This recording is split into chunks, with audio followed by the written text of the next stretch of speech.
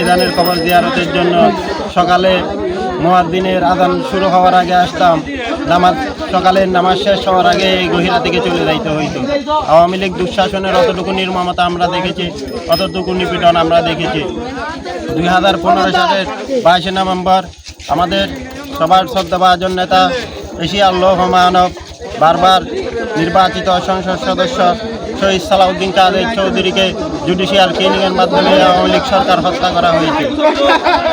আর এই ধারাবাহিকতায় ওনার হত্যার বিচারের দাবি এবং ওনার সুযোগ্য সন্তান জননেতা হুম্মাম কাদের চৌধুরীর হাতকে শক্তিশালী করার জন্য 2 নভেম্বর ধানমন্ডি বাসা থেকে ওনার সুযোগ্য সন্তান জননেতা হুম্মাম কাদের চৌধুরী আমাদের দক্ষিণ রাঙ্গুনিয়ার কৃতি সন্তানদের উপর আস্থা রেখে যে দক্ষিণ রাঙ্গুনিয়া থানা শহীদ সালাউদ্দিন কাদের চৌধুরী স্মৃতি ঐক্য পরিষদ গঠন করে দিয়েছেন।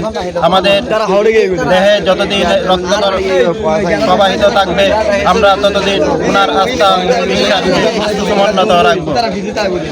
আমরা অবশ্যই শহীদ সালাউদ্দিন কাদের চৌধুরীর হত্যার বিচার ও ওনার হত্যার সাথে যারা জড়িত ছিল সুশীল আওয়ামী লীগ, যারা বিভিন্ন শ্রেণীর পেশার মানুষ ওনার হত্যার সাথে জড়িত ছিল এবং চৌধুরী পরিবারের বর্তমানেও ষড়যন্ত্রে করতেছে, সকলকে দাঁত ভাঙা জবাব দিতে আমরা শহীদ সালাউদ্দিন কাদের চৌধুরী স্মৃতি ঐক্য পরিষদ আগামীতে সুসংগঠিত হয়ে সব কিছুর দাঁত ভাঙা জবাব দেব।